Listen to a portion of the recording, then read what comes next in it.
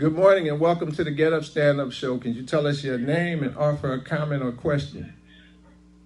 Yes, my name is AnnMitchell, and I am the creator and writer of the upcoming hit television series Up on Sugar Hill. All right, my dear sister, Ann, how are you? I'm good. How are you? I am good. And since we don't have a lot of time, we're going to call this a sneak preview because we just kind of an introduction, an opportunity to kind of give people a snippet of what Up on Sugar Hill is about. And I have seen one episode. Now, was that a pilot? No, actually, that is an introduction to season 1. That's an introduction to some of the stories that you saw there will play out throughout the whole season 1. So that was setting the tone for what's yet to come. Yes, exactly. And I saw that a few months back, I think it was. And has season 1 started yet? No, it hasn't. As a matter of fact, well, first let me let you just know that was never supposed to be on Amazon. That was supposed to be presented to the network. So because of the pandemic, we had to do it this way. So what I'm telling people is that's like our resume. And the networks appear to like the resume. So what we've offered, we just finished what I would call the interview. It's a TV series Bible that gives them more detail as to what's going to go on in the future of the show. Now, we know you are now, you live in Long Island, if I'm not mistaken. No. I'm in Mount Vernon, New York. Money earned in Mount Vernon. Okay, money earned in Mount Vernon. So you live in true to his name. But yes, I am. Let me go back to my mental notes. I do know you're originally from New York.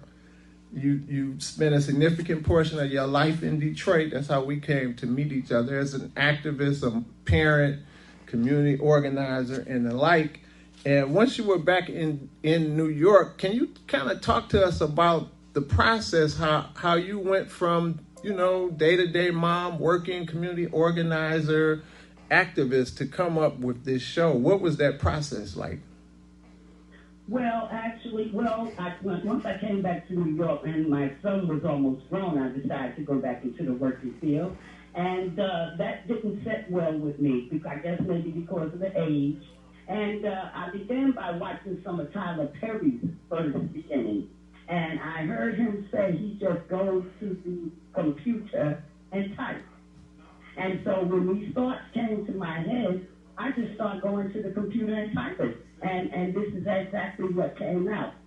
However, there was a brother, and you knew him personally, Brother Okonkwo, who spent hours and hours talking to me, convincing me that what was in my brain could actually become a hit television series. So that's how all this came about. Okay, and so what were the next steps after you wrote these, after you began writing? I mean, people, if I sit down and write a script, that's just part of the process. That script, I don't just send that script to somebody and they say, hey, bam, you got a deal. So, I mean, for people that may be listening that feel like, I want to write a show or whatever, how do you get from the transcript or the manuscript being on your computer to you're sitting in the offices of the likes of Prime Video or HBO or whatever it is? How do we get to that? Well, actually, I think it was a big blessing for me because I had a childhood friend that was in the industry of the music. And he knew a promoter.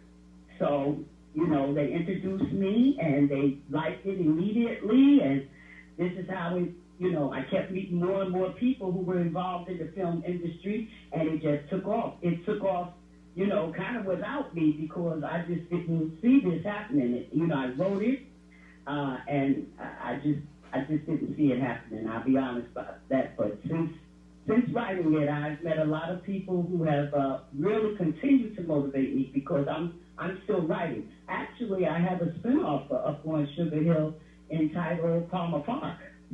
Is it set in Detroit? That's inspired by my lifestyle in Detroit. Up on Sugar Hill is inspired by my life in New York. So the spinoff, is it set in Detroit? Of course. I spent 2 decades in Detroit. I don't want to assume anything, And so Pardon? I said, I don't want to make any assumptions. Oh, okay, yeah, yeah. And it actually, I'll tell you what inspired the Palmer Park spinoff I'm writing is Highland Park, actually. Okay. Yeah. I And was very familiar with Highland Park when I lived there. Actually, I liked that little town, so, I could picture it as I'm writing. and where can viewers now view the I think, well, where can they view this first iteration of Up on Sugar Hill today? Okay, we're still on the Amazon Prime. When it started, it was free, but now you have to either rent it or purchase it. We're on Tubi TV. We're on Millennium TV.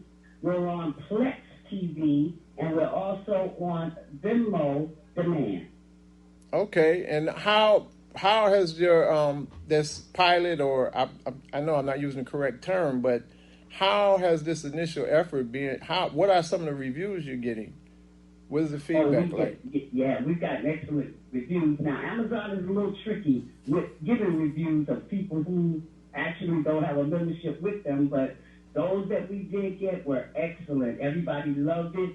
Well, we had a few, that had some things to say, didn't understand the concept and where I was going with it. But for the most part, everyone likes it because of the diversity in it, because the men are projected in a different light than what we normally see on our dramas and our comedies of African American people on television today.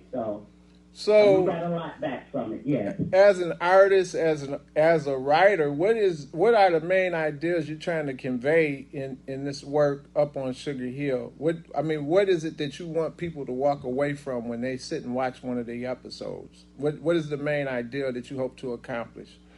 Well, the main idea is the community that these men are over, and the power that these black men have in their community, and the morals, and the whole culture. The whole culture that I'm presenting is something different from what we see every day. So that's what I want, especially our young people, to take away the dress code.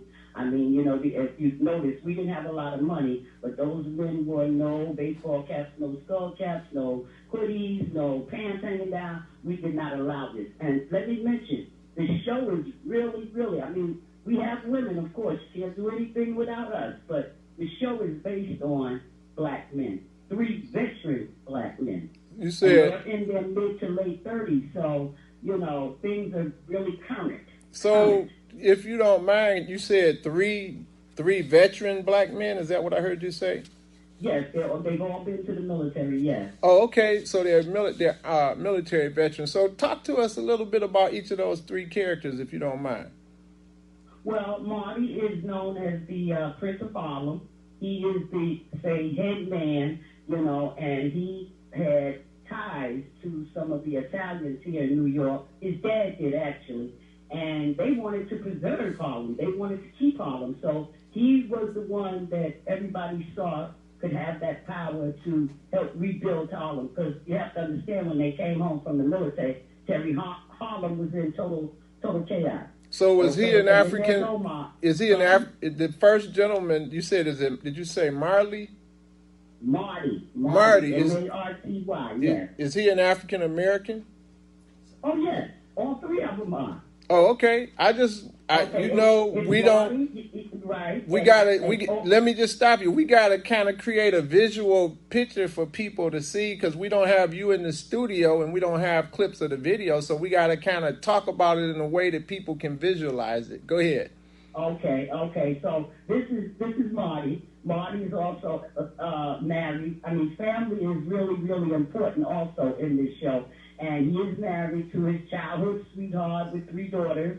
And he runs his business, his community, really with a lot of respect and love. However, there is drama, because anytime you have power, you always have drama. And we're going to see it, throughout the really 2 seasons I've written, but you're really going to see it in the first season.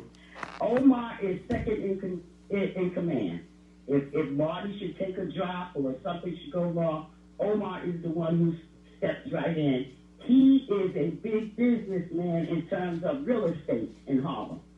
He has a big hand in Harlem. And then the youngest one is Darren. He's about 4 years younger than the other men, and they snatched him off the street when they came home to keep him from being killed. So he went into the military, came home. They had businesses waiting for him. He has an upscale restaurant there in Harlem. And he's still a little wild now because he still has those friends that he knew back in his street days. So if things are needed, he could be the one that could go take care of that. So these are my three main characters, two of which are married, have very strong families with children. Darren is not married. Okay, and if people listening want to get in contact with you and maybe support what you're doing, how can they do that? Okay, they can reach me on my email, which of course is uponsugarhill@gmail.com. I'm on the Facebook as Ann Mitchell. Also, the show has a Facebook page up on Sugar Hill. The show has an Instagram page up on Sugar Hill. And then I'm on Instagram as NYCGirl1030 on Instagram. Okay. Did you have any closing comments for our audience? Yes, I just want to say that, number one, I want to thank you for having me on. You're the first man that I've talked to, and I've had quite a few interviews, so I'm really honored to be talking to you right now, and especially the fact, we have history, so I'm really comfortable talking with you. And I would like to tell the audience that if there's any way in your mind that you can conceive a black man being called a prince of his community, you're going to love up on Sugar Hill. All right, we appreciate you so much. And as I said, this is just a snippet. We're going to have you back, and we're going to try to simultaneously do a Zoom call so people can actually see you, see that beautiful face of yours and that brilliant brain, and we're going to do it some more. So when do you anticipate the next episode being available for people to view? Well, we as I said, the interview has just been finished, so now we have to spread it out amongst networks, and then we'll see which, who's going to pick it up, who's offering the most money, this type of thing. That's where we are now. And then once that happens, then of course they'll start their auditioning, and they'll start filming to have the pilot. The pilot's really going to be exciting. It's going to bring your eyes right into it. So, well, since we have, that's what it takes. All right, since we have history, can I come to the audition and maybe get a role in there? And maybe as a talk show host. I wanted to add this. I will be in Detroit in September. Oh, well, you got that's when we're going to have you in the studio. How about that? Okay. All right. Thank you so much, my dear friend and sister, Ann Mitchell, author, producer, writer of Up on Sugar Hill. We thank you for tuning in, and we'll be in touch. Thank you so much. Thank you. All right. Have a good day. You too. Okay.